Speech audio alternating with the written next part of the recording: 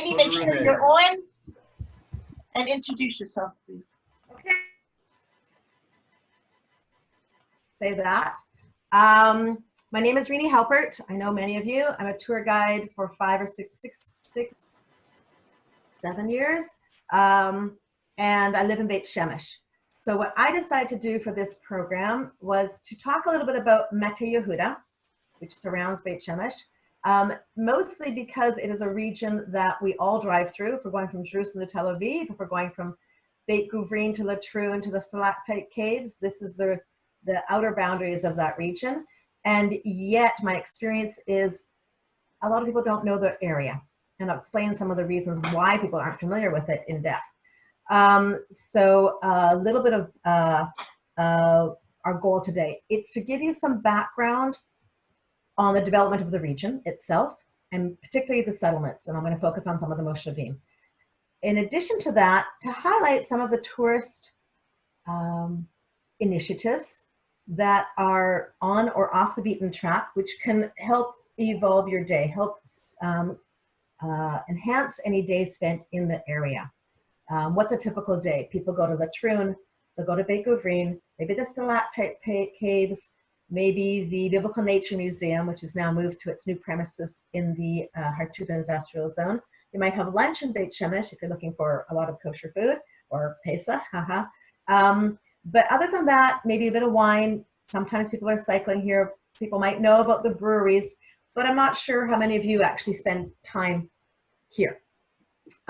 So let's get started. Hang on a second. Now, here we go. What do you see? Renee, Renee, wait. You're a jerky. Your picture is jerky. You're not. We don't see you moving smoothly. You kind of move and then you stay in the same place for 20 seconds and then you move again. At least that's what I. No. I think it's fine. She's fine. Is that a? No. Just continue, Reen. It's okay. Continue. Yeah, by me it's fine. It's fine. Please continue. Okay, it might guys, be your internet. One second, guys. If you have a problem, please write it on the chat, and I'll see if it's just you or if it's all of us. Thank you. Okay, and let me know. What we'll do today is we will present things, and then towards the end have a conversation or questions. And I'm happy if you write them in the chat. Judy will monitor the chat, so I don't have to look at it while I'm working here. But I'm glad to answer anything urgent and then review anything at the end. So what are we talking about when we say Mateh Yehuda Regional Council? This is actually the largest of the Moetzot, the regional councils in Israel. Okay, it was amalgamated between 4 other councils from 1964. And in this region, you have over 57 residential settlements. Okay, that includes about 42 Moshavim, 8 kibbutzim, 2 Arab villages in Rafa and in Nakuba, the town of Tzur Hadassah, which is the largest community, some what are called Yishuvim Kehilatim, right? Community settlements like Srigim, Nataf, and Neve Shalom, which is the only Arab Jewish community settlement, okay, in Israel. In addition to that, in this region, you may know, we have several monasteries. There are youth villages in Kiryat Yarim, and there is a rehab center near Kibbutz Sar'ah, and there's the Etanim Hospital. All of those are actually part of the Mateh Yehuda Regional Council. It extends actually from Ramat Rachel. If you look at the map, the little blue dot to the east of Jerusalem, that's Ramat Rachel, which is Mateh Yehuda. And then it jumps over to the area on the western ridge of Jerusalem, Aminadav and Ora, all the way over to the west side, which is Tel Shachar, near the intersection of Route 3, Tzumat Nachshon. And in the north, it is includes Mesilat Zion, which is at the north end of Route 38, bordering Highway 1, all the way down to Nechusha, which is just north of Beit Guvrin. Okay, that's the regional council. What's in the middle here, in the middle of all the blue, smack in the middle, is Beit Shemesh, which is now a city of 100,000 people. I moved here 20 years ago. It was 25,000 people, 30,000 people when I moved here. So in the middle of Mateh Yehuda Regional Council is the growing city of Beit Shemesh, which tends to service Mateh Yehuda in terms of light commerce, healthcare, And then in Mateh Yehuda and in Beit Shemesh are industries that service both and around the country. A little bit more why, what my credentials are, let's say here, okay, and my rationale. So first of all, the rationale for doing this is that when you're traveling around the area and you're talking to your currents, your clients, and you're driving, let's say, like I said, Beit Green, Latrun, then over to the stalactite caves, we know that there's a biblical archaeology, you maybe do the caves, but to talk about the communities is often harder. And what I find is this is the community, the region, which is somehow, oh, hang on a second. I'm going to pause because it says here that my connection is unstable. Anyone else having a problem? Judy? No, you're fine with us. Okay, give me 1 second. I'm going to just open my door for 1 second. Hang on.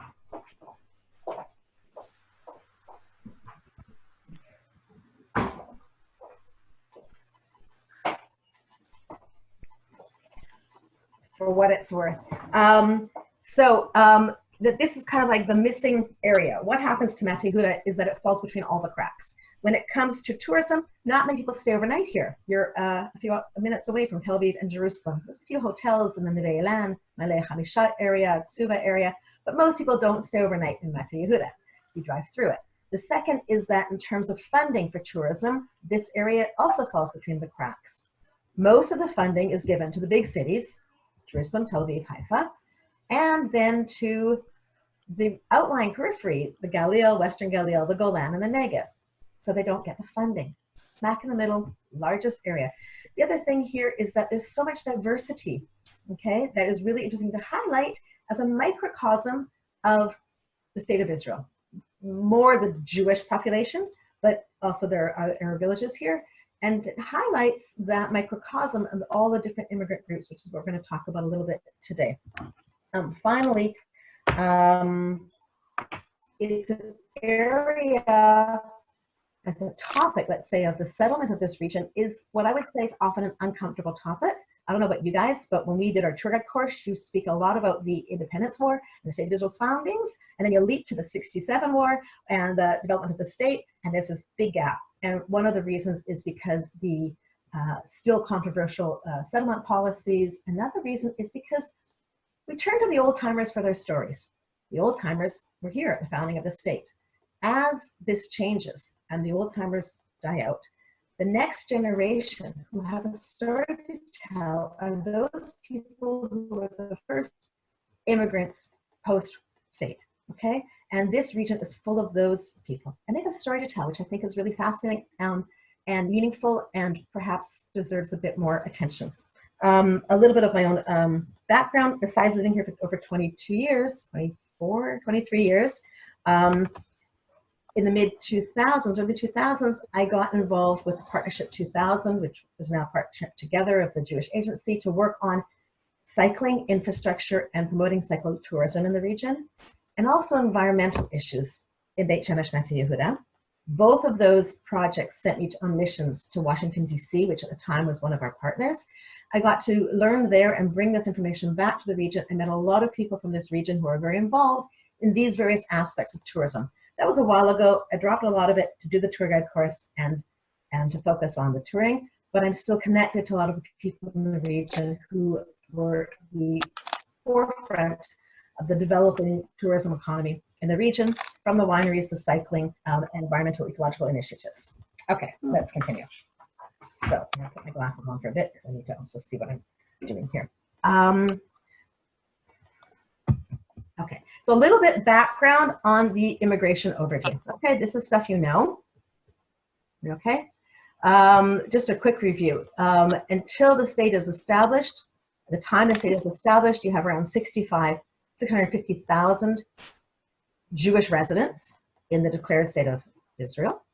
That is from the 5 aliyot. I won't go into detail about them, but what's important in this area is where people moved to. In the first aliyot, the Moshavot, and then Jerusalem, Jaffa.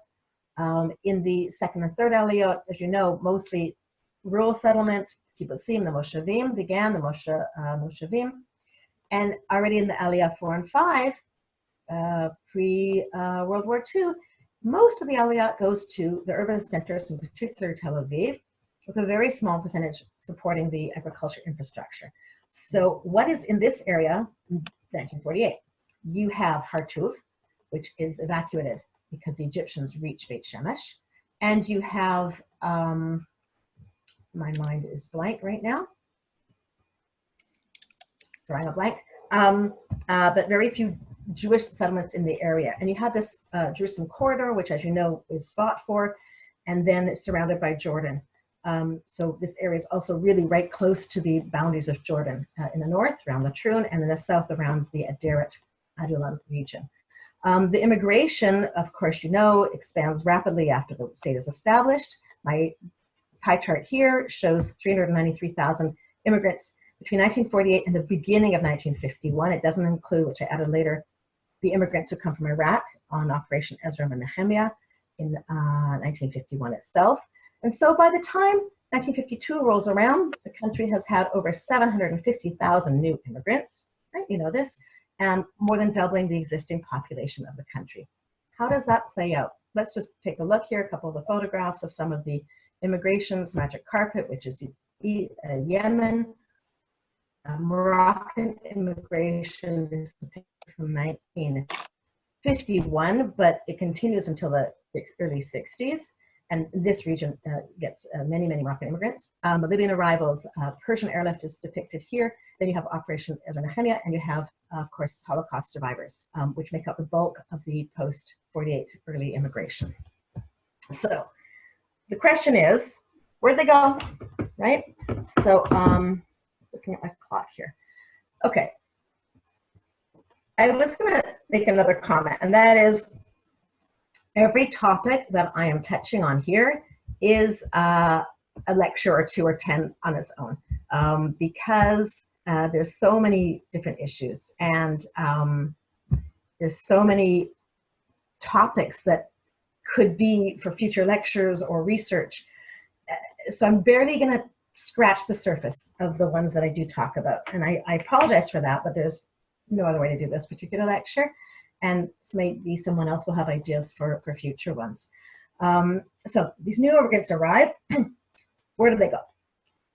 In the initial stages, they go into some existing cities. In particular, some immigrants are brought into places like Ramla and Lod and Jaffa, where there had been Arab populations that had fled or left or been forced out. You have the tent camps, which were set up predominantly on the old British Army bases, like in Talpiot, Beit Lid, Atlit, near the Haifa port. The Maborot are not the same as tent camps, right? The Machane Olim and the Maborot are not really the same. The tent camps, when people came, they were given everything, all the provisions. In the Maborot, the transit camps, the idea was that people would begin to get an education and get jobs, learn some skills, and move out. As we all know, they did not all move out that quickly. Who knows where the very first Maborah was? Right? It's here. This picture is Kisalon. Kisalon and the Sorek Ridge, overlooking the Jerusalem corridor. It was the land that had been the Arab village of Kisla. Okay, they put up these big tents for families, and this was the first Maborah, the first transit camp. It later became a Moshav Kisalon, and next to it is Moshav Ramat Raziel, which you're probably familiar with, all on the same basic landscape. Later Maborot, most of them actually end up being in, first of all, flatter areas, but second of all, in the north, Jezreel Valley, in the Galilee, in the south, and they end up, many of them, turning into later Moshavim or development towns. The kibbutzim, it's interesting. The kibbutzim go through a massive growth in the 20s, the 30s, and the 40s. Between 1940 and 1950, the number of kibbutzim doubles. But after the state is established, the actual numbers of kibbutzim founded drops. 48 is more because there's soldiers, units, and palmachnikim, and people from the Irgun and other places who found different kibbutzim. But the Moshavim grow exponentially. Okay, in the first decade after 48 to 58, there's over 271 Moshavims. In the first 2 years, 50, 51, there's something like 38 new Moshavim. to about 16 kibbutzim. Okay, so Moshavim become the settlement pattern of choice for much of the immigrants, but which immigrants? And you know this. Predominantly the Mizrahi or the Oriental Jews, the Jews from Asia and North Africa. Okay, we'll talk about that a little bit in a minute. And then you have, of course, the development towns, which is often extension, periphery, and we know them, and they were mostly the Mizrahi Jews sent to the development towns, Yerucham, Dimona, Sderot, Netivot, etc. Okay, so what are these immigrant Moshavim? These are two pictures that I just found and love them. One is Moshav Aderet on the hillside there. The other is Moshav Neve Elan. You recognize that view with the garden there on top of the hill. And each of these are the kind of two extremes of the Mateh Yehuda region today. The immigrant Moshavim, the Moshavim Ha'olim, Moshavim Olim, not Ha'olim, that's my mistake here, were essentially workers Moshavim, Moshavim Ovdim, which meant that they had family plots of land, property attached to each house, and you were meant to farm it individually. It was privatized, except that you would often in the Moshavim Ovdim have joint purchases for things like heavy equipment, or you'd get aid as a group, and they were meant to farm it on your own, okay? So right away we have many problems with that. Obviously, many of the new immigrants don't know how to farm. Many of the locations don't have water, no infrastructure, not even housing. I read these stories. One woman describes arriving to Aminadav, Hannah. She's literally off the plane. Yemenite comes to Aminadav, nighttime. We've heard these stories before. It's dark. There's nothing around them. They're plunked down from the bus, told that, yes, you're close to Jerusalem. Aminadav today is close to Jerusalem, but back then there's no roads, there's no transportation, nobody has vehicles, very isolated, top of a hill, and they're not given any provisions. They don't have tools. She says, we start planning the tents. There's a lovely book I began to read about Yemenite women immigrants and their stories from around the country. Just really beautiful stories, but they're hard because these people were not given many opportunities. They were given land, go, settle. Now what? In this area, just a second here.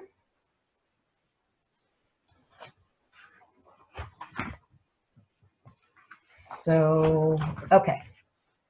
A little bit about the placement of Moshavim. Until 48, Moshavim and kibbutzim, although they might have been on the periphery, right? They were like a geographical periphery, but they weren't a societal periphery. They were included in the overall map of the country. People from all different backgrounds, from Metula down to the 11 points of the Negev, were settling around the country, but they were linked up to water. Their food was brought into the center.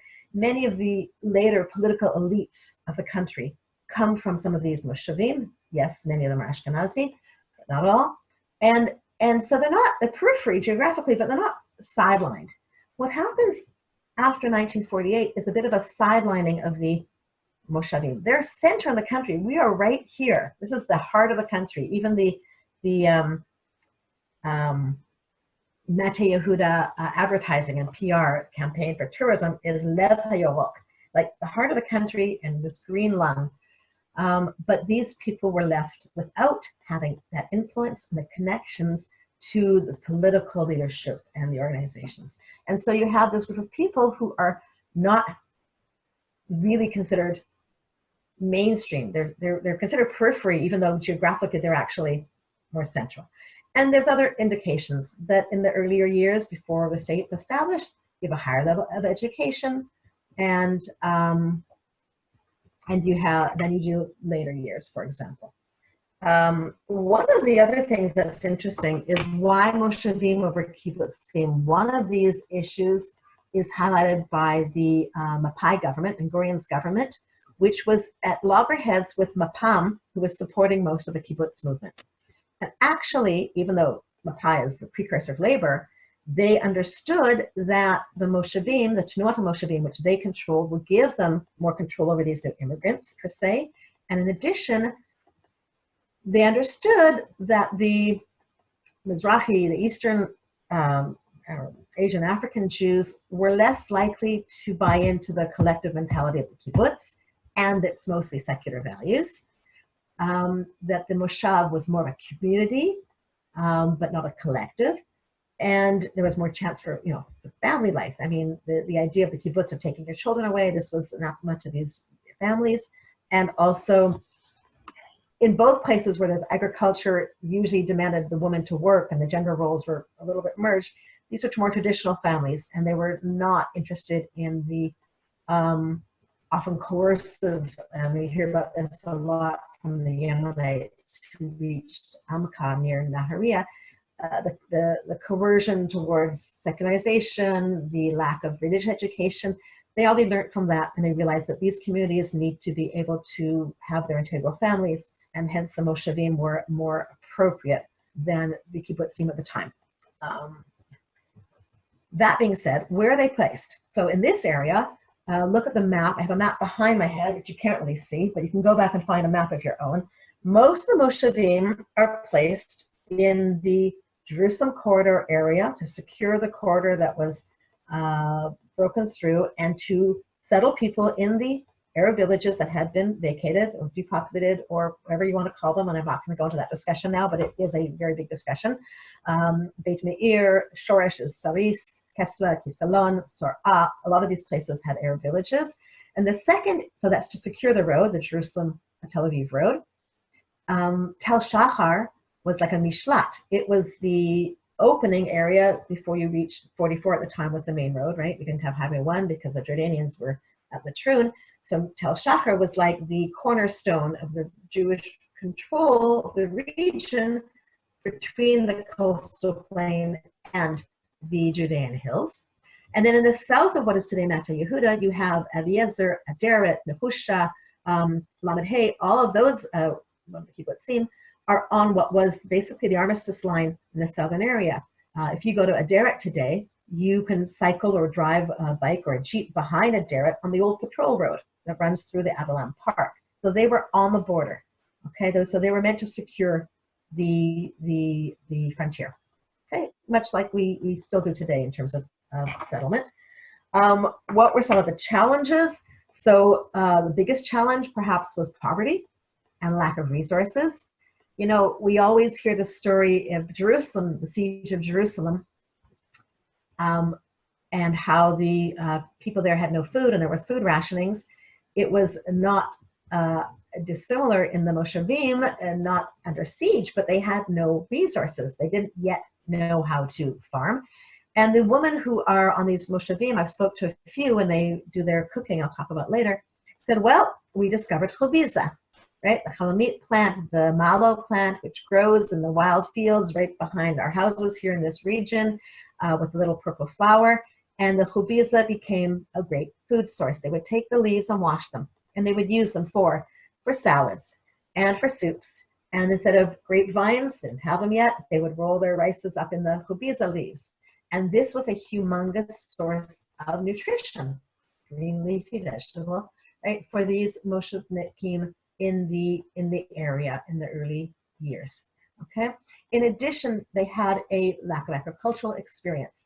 They also, because many of them were on border areas or not, or on Arab villages that had been removed, there was infiltrations. There was a lot of terrorism, a lot of attacks in the early years, not so early years also, even later. A lot of theft of property, of flocks, of goats, etc. So a lot of impact there. And another issue, and I remember this one woman describing to me a little bit later, once the port opened at Ashdod, a lot of the men in the region would go to work in the Ashdod port, and they would work there in the early 60s from Sunday to Thursday and come home on Shabbat. So the women are home with their large families. They don't have communications. Right? There's no telephone lines. They don't have cars. They don't have vehicles. They have no contact with the other Yeshuvim in the area, and they don't have their spouses. They're raising their families. Most of them are homemakers. Very scary because they'll hear noises at night. They don't know who's out there. They don't know what's out there. Very difficult, intense conditions And today we drive from one to the other, it's a 3-minute drive. But if you're in Yishi, you're not close to Zacharia. And if you're in Srigim, you're not that close to Tsefirim. Like, it's just not that close on foot or by donkey or whatever you had, the few vehicles. So those are some of the challenges they had. One of the other points to make is that many of the Moshavim were founded by one group of immigrants, but then they either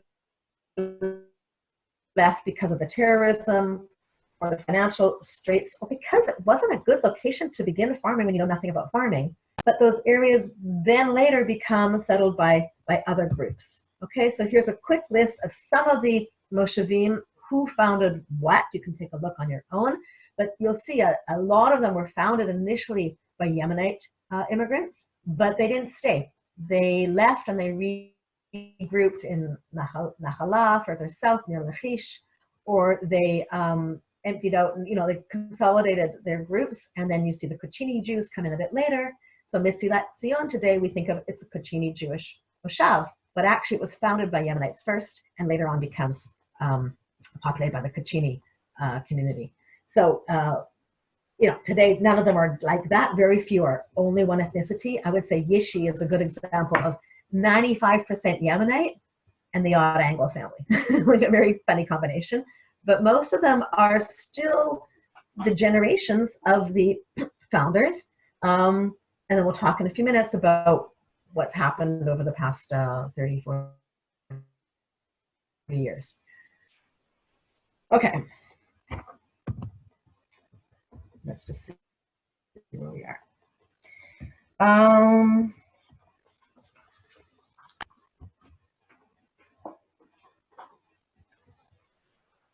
Okay, one of the things that, I just want to add, people don't know this, but Kibbutz Sar'ah was founded by Palmach members and people from Habonim, South Africa.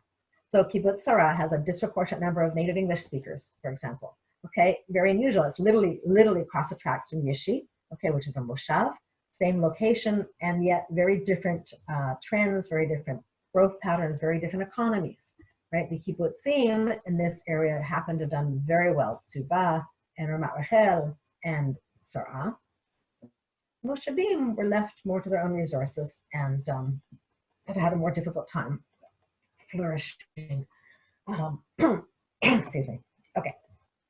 So a few more minutes just about the trends. Up until the 70s, late 70s, as you know, until the Likud government was voted in 1977 with Begin at its head, the Labor Party, the Labor government, gave very high subsidies to farms and Moshavim, the agricultural interests.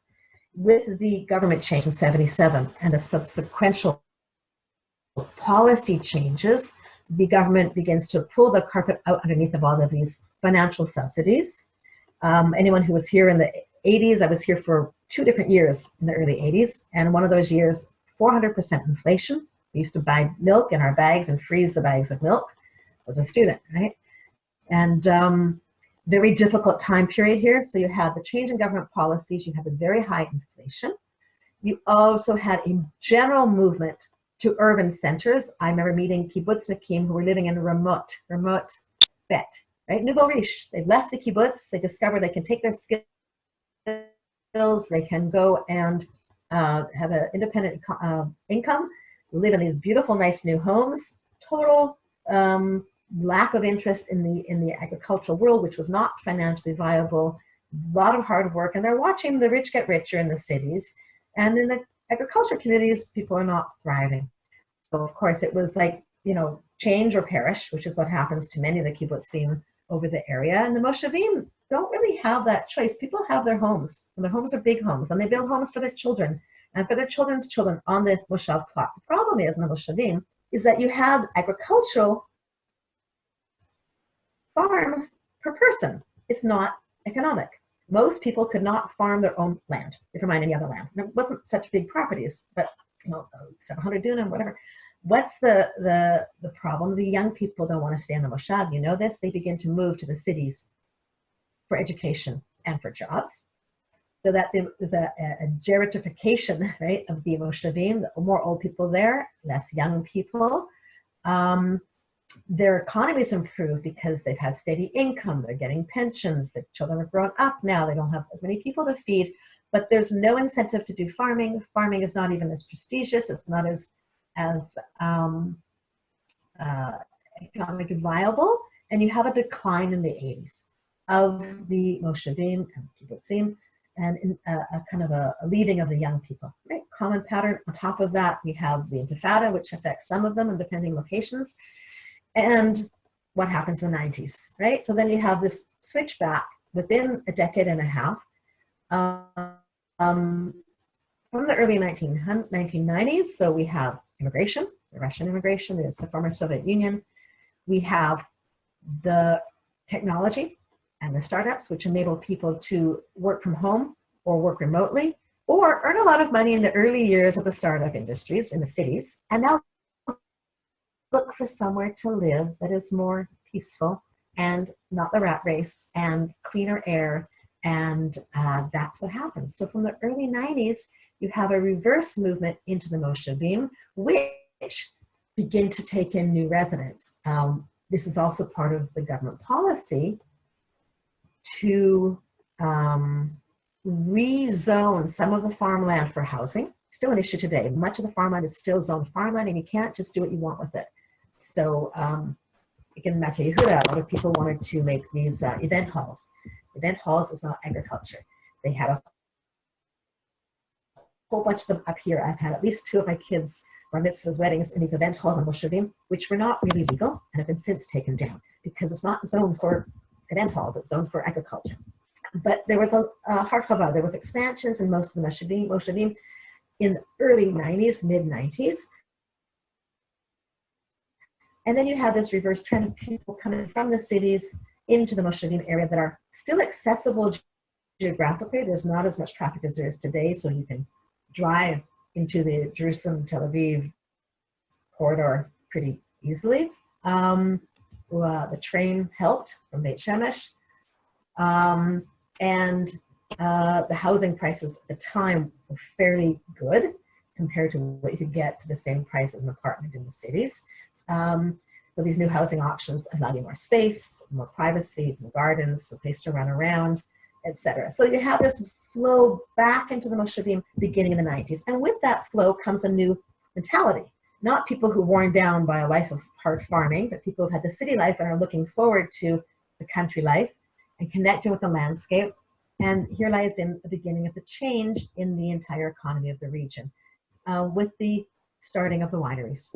Not all the wineries were newcomers. Most of the wineries were actually Vatikim, old-timers. I'll talk about them a bit more at the end here. But some of the wineries were founded by the newcomers, the breweries, the farms, the organic farm. A lot of artists move into the area, and we begin to have this revival. The other thing that happens in the early 2000s is the support system. Until then, you had Project Renewal, which helped development towns from the Jewish Agency. In the early 2000s, it's converted to Partnership 2000, which is a partnership between Jewish communities around the world and Jewish communities in Israel through the Jewish Agency for Israel. Partnership 2000 is beginning to look at these regions and say, okay, we've got money to spend. How can we help?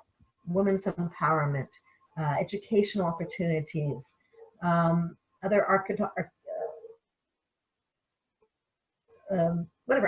economical and social opportunities. And they're bringing in funding, they're bringing in leadership to help transform the area. Mateh Yehuda and Beit Shemesh are at the time aligned with the South African Zionist Association, and the greater Washington, D.C. area. Today, they're still aligned with South Africa. About 6 years ago, Washington, D.C. pulled out of the region to do their own thing. Another whole backstory there, but what was going on in Beit Shemesh and the lack of pluralism and many other commentaries I can make. But basically, there was a lot of funding, a lot of focus, annual task force meetings, and a lot of development went on from the early 2000s, which is around the time I got involved, 2006 in the cycling, and 2008, 9, 10 in the environmental stuff. Okay, so that's basically my summary of the growth of the region, right? You have 57 communities, very spread out, very diverse. Social economically, overall, Mateh Yehuda is quite high. It's a 7 out of 10. But you have at the low end, Ein Rafa and Ein Nakuba, which are still 3-4 on the socioeconomic scale. So Hadassah, Srigim are at the higher end. Most of the kibbutzim are fairly well off, and some of the moshavim also are fairly well off, fairly high socioeconomic standard, in part because of this new influx of young couples and retirees from the urban centers, and in part from this outside support which the region was given through these partnership projects and other types of grants and support. So that leads us to where we are now, just looking at the time, so another 15 minutes or so, where we are now. So these are some of the listed here, some of the places you've probably been to and you probably know about, right? The Burma Road and the JNF parks, which include a lot of hiking trails, the springs, lots of monuments. You've got all the archaeological sites, the biblical archaeological sites, et cetera, et cetera. You've got the national parks. Yay, we can go there. And you have the nature reserves, which are popular for jeeping and hiking and biking all year round usually. So these are some of the areas that are covered by Mateh Yehuda. You also have hotels, Tuba, Belmont, Neve Elan, Malay Hamisha, the new one, Kramim. You used to have a few more hotels, like at that closed, but you have a lot of simmers. If anyone ever wants to come to this region, I know people with simmers in Ta'oz and Tarom and Nocham with private little pools or really nice views. So it has that, and that was part of the agreement of people being able to use their land in the Moshavim for tourism instead of agriculture. But it took a while for that to happen, and there's still a lot of arguments over zoning in that case. Okay, so what do we have? I can see some of you, maybe just put your hand up if you're familiar with some of these things. The ethnic cooks and the cooking festival. People familiar with that? Hang on, let me take a look at you people. There's the organic farm. There's one at Nocham and in Nataf, which is a Yishuv Kehilati. Food workshops. Sometimes by specialists who live in the area, who some of them are also tour guides, and of course the food festival. The breweries, anyone been to the breweries here? Probably, right? You've had the Shapiro beer, you've had the Busters, that's here, Srigim. The wine route, which is probably more famous, and most people know about it.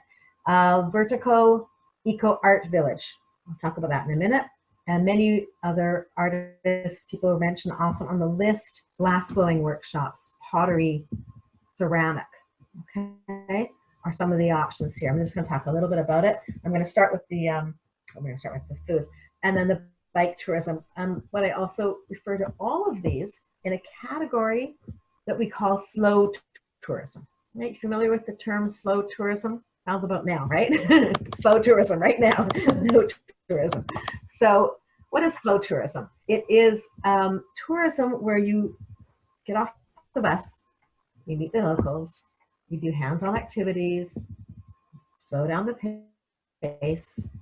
It's often connected to the landscape, the environment, and cottage industries. It's something that really a lot of my clients are beginning to ask for, not by name. People don't use the term slow tourism very much. But many, many people, and I'm sure you experience this, want to meet the locals. We are all one of those locals, right? But they love to talk to the person who started the winery, the farm, the brewery, the artist, etc. They love that interaction. It's taking Israel off the bus, off the map, and it's touching it and feeling it. Okay, it's much more tactile. It's much more of a full experience. Not only first-timers, not only returnees, but even first-timers, I find many people want to come and they want to cycle in Israel, for example, because you can see the scenery and do what you love. Or you drink the wine, or drink the whiskey, see the scenery and do what you love, right? Okay. So I want to talk a little bit about the food culture and the culinary experiences here. Maybe some of you have been familiar with this already. It's starts with the fact that you have in each of these communities, like I mentioned, a almost homogeneous, not anymore, community of Kurdi Jews, Kachini Jews, Yemenite Jews, Bulgarian Jews, Tunisian, Algerian, Moroccan, you name it. And they're all living in these spread out communities. Most of these women raised their families, lived at home, did a lot of cooking, and then more cooking. In comes Partnership 2000, and around 2003, 2004, under the leadership at the time of Vicky Bloomberg, who lives she's in her 80s now. She's still alive. In Beta Karam, I think, who's from South Africa. And originally, you know, people from the DC area, my neighbor's parents, Nikki Feinberg, two Nickies, and others who say, listen, we have funding. We want to do some projects to help empower women in the region. What do women in the region need? Well, the kids have grown up. Many of their husbands, by the way, worked in jobs where they had early retirement, the police office, in the police force, or in the army, Keva. So now the husbands are hanging around, no offense to anybody, but these women are used to having the house to themselves and the kitchen to themselves. And they are looking for supplemental income and how to be busy. They decide they're going to encourage them to take what they know, take what they love, and develop the food into a food industry, into basically catering. And it starts with the creation of a food festival in two cities in South Africa, Cape Town and Johannesburg, in 2004, where 12 local cooks, I'm going to call them chefs. They're not chefs, but, you know, we'll call them chefs. Bring their know-how, their knowledge, their kube, their hummus, to give these workshops and present a festival to the Jewish communities in Cape Town and Joburg. And it's a roaring success. And these women in the process are given, first of all, a sense of pride in their ethnic background. Second of all, they're given business skills. They have to work on how to run a business. They're brought in experts from the Ministry of Health to how to deal with food in normal times, right? When you're feeding other people. And so all the sanitation issues, the kashrut issues, which these were all kosher cooks in this case. And this ethnic aroma, ethnic cooking becomes so popular, they actually make a book, a lovely little book of it. I'll just show you the cover of it. In 1 second. This one, I don't know if you can see it. I can't see myself. Yeah, kitchen stories. But no. Much glare. I'm trying to do it there. Kitchen, no, too much glare. Sorry, I got a window out there. Kitchen stories, okay. It's individual stories and recipes about some of the first cooks. And again, this is one from Tunisia. This is from Lithuania. This one's from Persia. This one's Yemenite. So the recipes. And so stories of the family and the woman who came. This picture is in the screen as of Tova Simon, who is originally from the Chini community and lives in Zanoach, which is just to the eastern edge of Beit Shemesh, bordering the road that leads up, the path that leads up to the Bat Caves, if you know the Bat Caves. So that's Zanoach opposite it, and she lives there. So this turns into such a success that within a few years, they had the Ethnic Food or Ethnic Aroma Food Festival in Mateh Yehuda with over 30,000 visitors, okay? And over the years, it's changed its form. There's been with artists, there's been private home visits, there's been like in your homes, where the food, by the way, is usually served in the cook's home. So when I've gone to Zachariah, I've gone to Agur, you walk into their home, they show you the old pots and pans that they brought on Aliyah with them, right? And the primus and all the different Moroccan utensils. They talk about what it was like in the 50s. And this, for anyone who does any kind of food tour, is a part of a fascinating story. Here's a country that had no food in the 50s, and we talk about our culinary tours today. And we talk about a food culture, right? It has many ways it developed, but one was that the ethnic communities began to take pride in their ethnic food or ethnic original cooking and bring that to the Amcha, right? The rest of us. I know it started with one chef whose name I can't remember, who began to serve eggplant with tahina on top, right? We all have that, and every restaurant serves it. But what are you serving? That's from your grandmother's kitchen. Why would you serve that to your restaurant guests? Well, guess what? Not every restaurant guest grew up with that, and it's considered you know, a winner, right, in terms of food. So the Ethnic Food Festival happens every year, usually March, April. This year, believe it or not, it was supposed to start on Friday, the 8th of May. Of course, it's been postponed. Usually what they do is I have 4 consecutive weekends, Thursday, Friday, Shabbat, depending on what you're doing. And they have open houses. You can register for a meal in someone's house. You can bring some friends, bring your family, whatever, bring some tour guides, and you can arrange meals. There's newer people involved. It's spread throughout the region, and it's a really amazing experience. One second. I'm going to go back to this picture for a second. Okay, one more thing about food. On the left-hand side here is a picture of Boaz Habibian. Anyone familiar with the Habibian Organic Farm? So the Habibian Organic Farm is located, the main one for Boaz's parents, is located between Ashdod and Ashkelon, a little bit inland. Boaz grew up on the coast. His wife Michal grew up in Jerusalem from a family in the food chef cooking background. Boaz and Michal decided that they wanted to move somewhere where they could fulfill their dream, live off the land, organic food, have the Homer Gelim, have the raw materials at their fingertips, and they moved to Moshav Noham, which is just north of Beit Shemesh, about 12 years ago.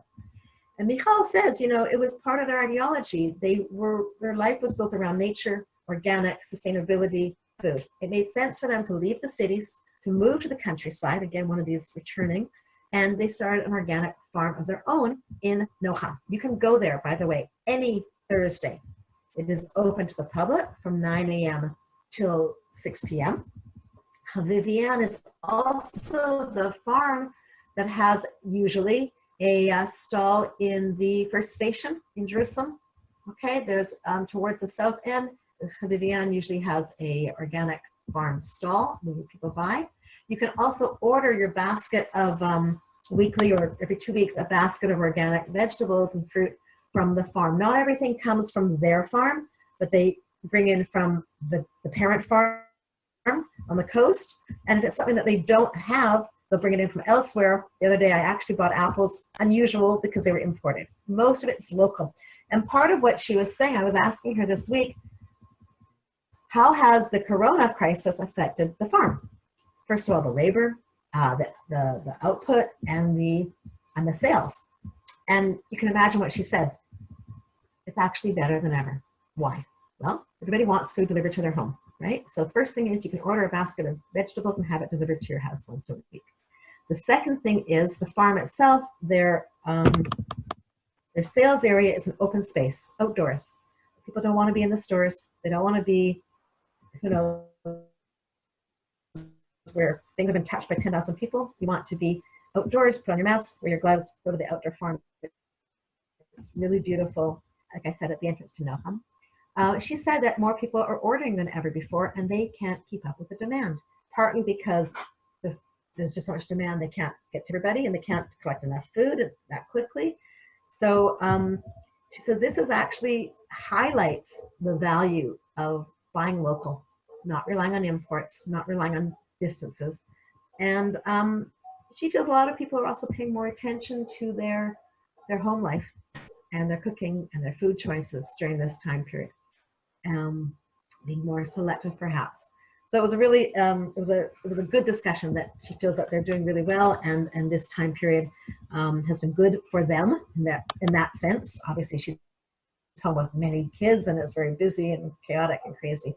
But there's one example of a couple, urban couple, come to the region and they want to get their hands dirty. It's a beautiful farm, and I really encourage you to go up there any Thursday, and I can explain to anybody who wants to go where exactly it is.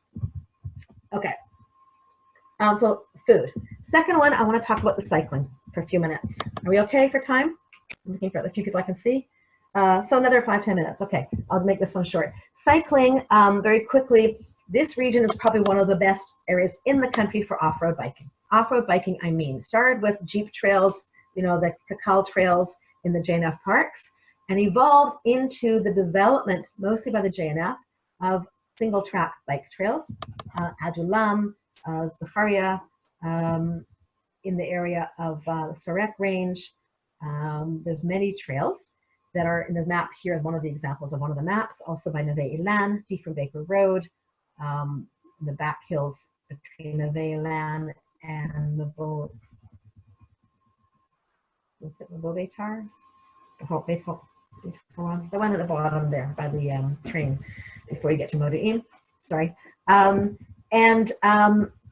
The cycling is a great way to take an hour or two with a family. They want to get off the bus, get out of the car, move around.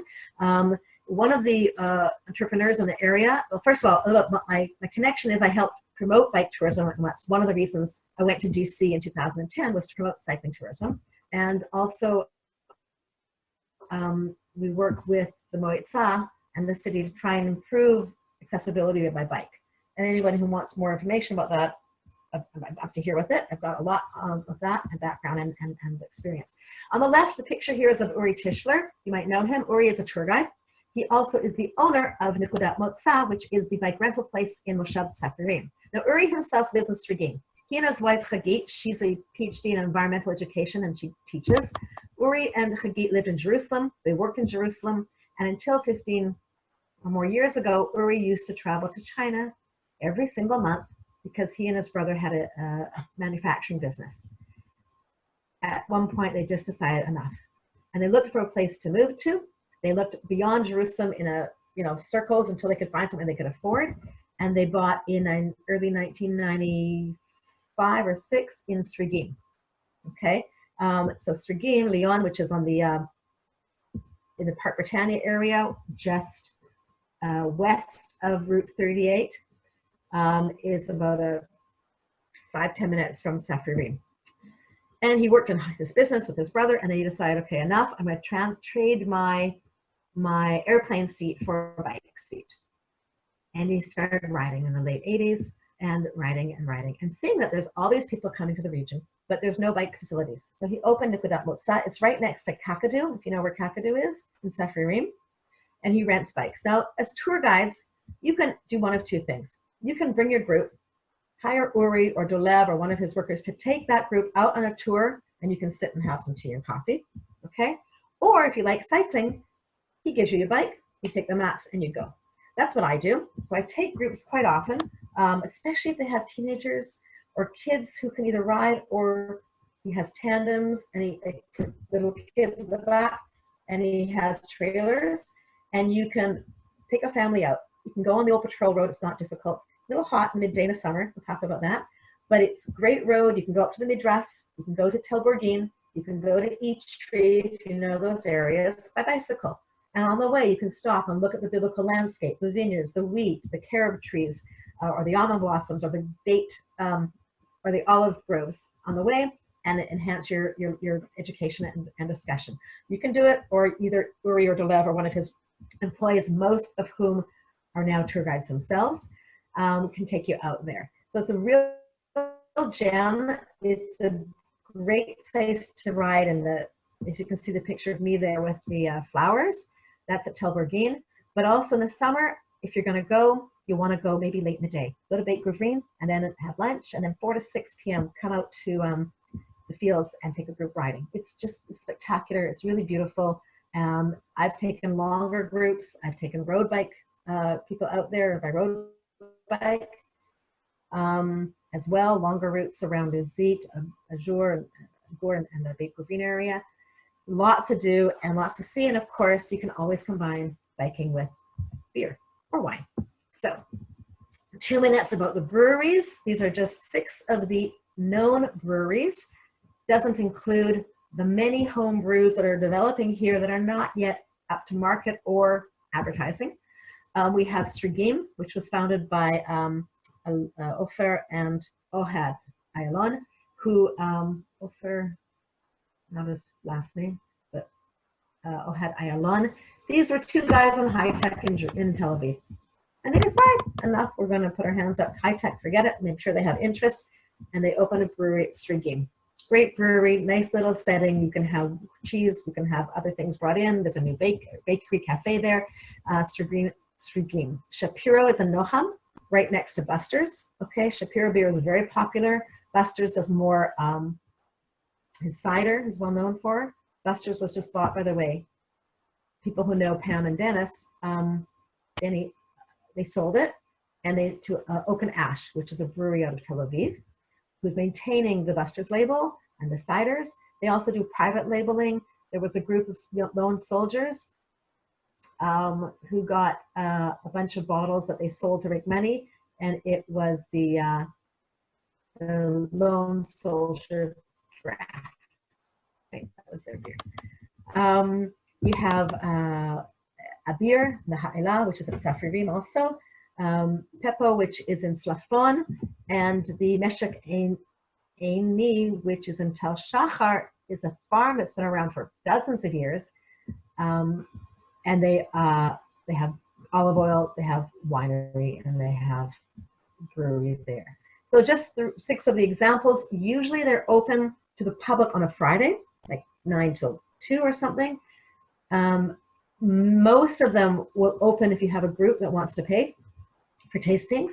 I personally suggest we should take a bunch of tour guides around, what do you say? And we'd do a bit of a beer tour, wine tour in the area together. We'll get a different driver. And last but not least, I want to talk for a few minutes. It's now, okay, almost 1 o'clock. So the last few minutes just about the wine route. This is really the crown jewel of Mateh Yehuda's nouveau tourism. As you know, Israel began developing good wines from the 1990s, started in the Golan. But also, if you remember the 1990s here, we had our Ha'am im HaGolan campaign, because there was a little bit of a fear that the Golan may be negotiated. So my personal take on that is that might have been the stimulus for some of these people to start with the wineries in the Mateh Yehuda region, okay, to make sure we had a wine region. Today there's 5 main wine regions. Galil, which includes the Golan. There's the Shomron. There is the Judean Hills, which is this area, more or less. There is the coastal plain, you know, where Binyamina is, where Kanati, and the Negev. So we are one of the 5 wine regions, and apparently we just received our own status with Yehuda, how do they call it? Yehuda, just find that, kind of a neat little thing. The Ministry of Justice approved a registration of an international trademark called Yehuda Wineries, okay, which are for wineries operating in this Mateh Yehuda region.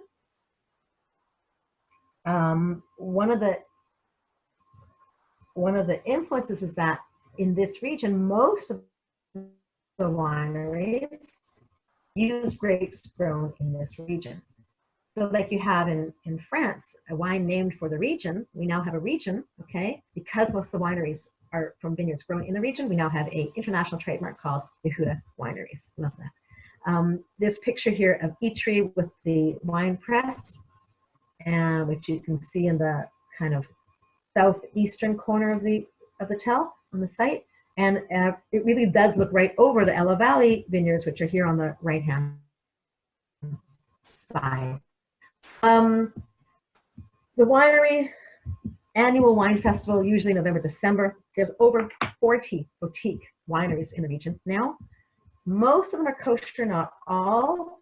A lot of them start off not kosher and then converted, like Moni and Sor'a.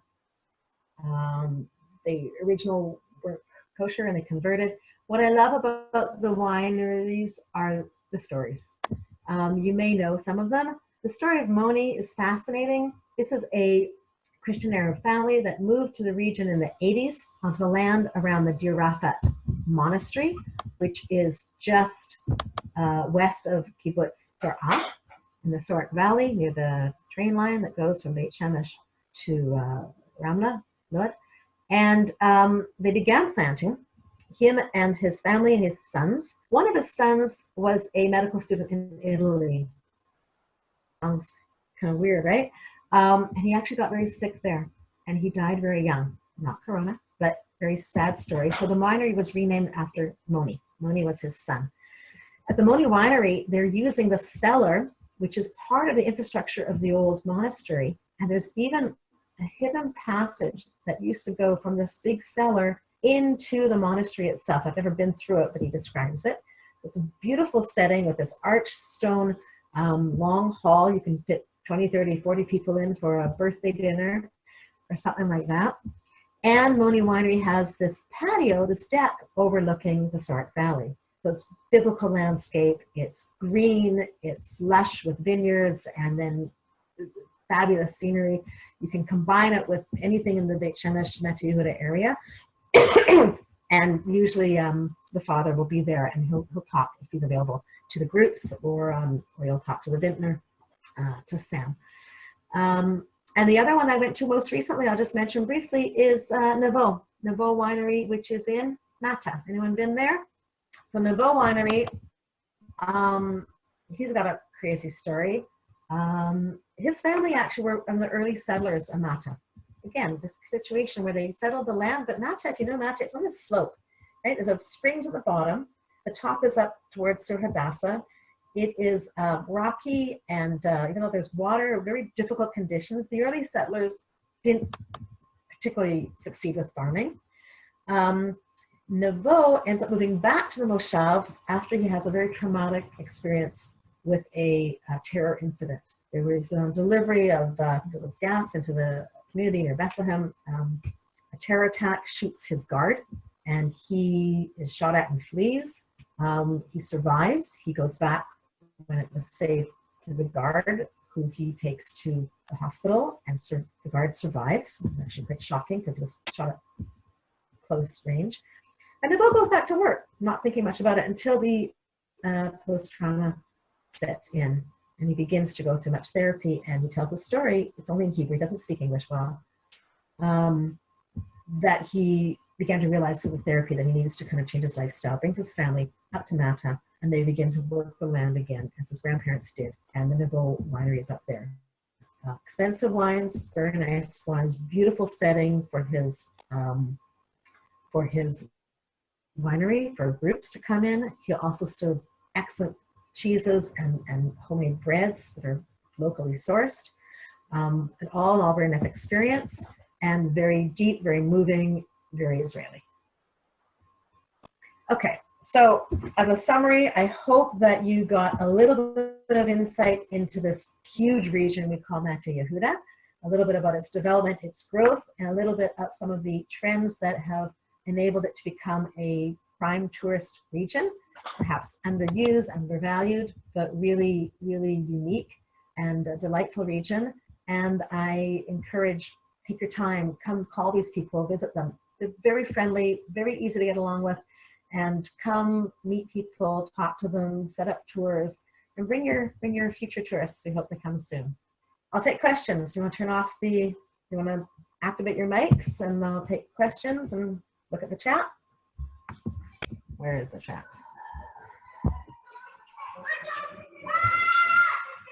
Okay, what do we got here? Renee, Yes. one thing that I didn't hear about, spas, yoga, all that direction. Which direction? Spa, yoga, and the dance that you didn't talk about. Spa yoga direction. Yes, very good. Thank you. Okay, so in the high end, the new spa opened in, where is it? Just below Malay Hamisha. What's that place? Kiryat Anavim? No, where is it open? Anyways, there's the Kremim Spa, high end, right? Long before there was that, there is a whole element of people here doing martial arts, yoga. Not many spas, actually. One of the most interesting places is Vertigo. You guys know Vertigo? It's a dance company, a very well-known, internationally known Israeli dance company. And the founders of Vertigo are 5 sisters. I know some of them, and they were set up originally in Jerusalem, and they were looking for a place to expand their dance troupe, but also connect more with nature. They moved into Kibbutz Nativ and Lamed Hay by taking an old asbestos-covered chicken coop and converting it into dance studios. On the site, they have a couple zimmers, beautiful wooden floor dance studio. They give classes, so it's mostly dance, not so much yoga, but there's dance there. There may be yoga classes there as well. They have workshops. They have public events during the Chagim and the holidays. They also have a little kitchenette. I had one of my birthdays there with some friends on a Friday morning. We brought food from the kibbutz. We brought wine from the Ella Valley Winery. And we did a movement workshop with the Vertigo. It was awesome, just fabulous. So it's kibbutz land. They're not kibbutz members, but they rent the land. They also give workshops on waste, on gray water recycling. It's a very eco-centered place. That's what's called an eco village. Very friendly people. You can look up Vertigo Art Village. Other than that, Marguerite, there are people who work in, like at Sor'a. There's a woman who makes natural cosmetics. Isaacs is her last name. I can't think of her first name. And because of that, they planted a lot of the pomegranate trees at Sor'a, because not only are pomegranates great detox food, but the klipa, the skins, the thick part, is actually what they use in the natural cosmetics that she makes. A lot of other people in the area are doing that kind of thing, natural soaps, natural cosmetics. Don't really think I answered your question because I can't think of other things in the area, but if you have other things to add, please do.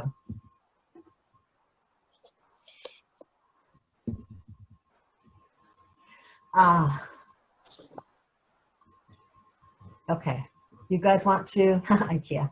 Hi, Renee. You mentioned a book at the beginning about Yemenite women that you'd read and their experiences. Yeah. What's it called? I gotta find it. I don't remember now because I didn't write it down. I was glancing at some of the articles. Is it in English or Hebrew? I saw it in English. It's not, I didn't buy the book. I glanced at several of the chapters that were online. I will have to look it up, Helen. Okay, I will try and thank you. send that to Judy, okay?